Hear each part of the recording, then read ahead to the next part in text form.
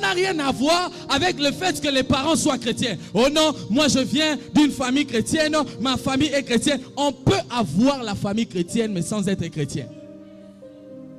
On te demande, tu t'es converti quand? Moi je suis chrétien de naissance. Chrétien de naissance n'existe pas parce qu'on n'hérite pas de l'ADN spirituel, mais il faut croire en Jésus pour avoir cette nature-là.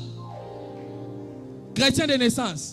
Il y a beaucoup de gens qui disent ça. Je suis chrétien de naissance. Ça n'existe pas. À tous ceux qui l'ont reçu, à tous ceux qui croient en son nom, elle a donné le pouvoir de devenir. On devient. La parole te donne le pouvoir de devenir, mais tu n'es né pas en étant chrétien. Tu n'es pas transformé parce que tu viens d'une famille chrétienne. C'est comme ça que dans des familles, il existe des familles chrétiennes, mais il y a des liens de familles sorcellériques.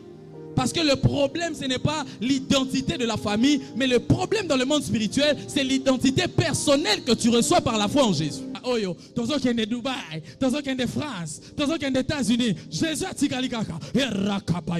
Oh mon Père, j'ai besoin de la grâce, j'ai besoin de ceci. La Bible montre que plus tard, la mère a commencé à les rattraper.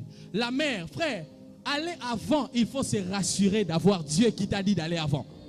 Et la Bible dit, regardez, la mère a commencé à les prendre.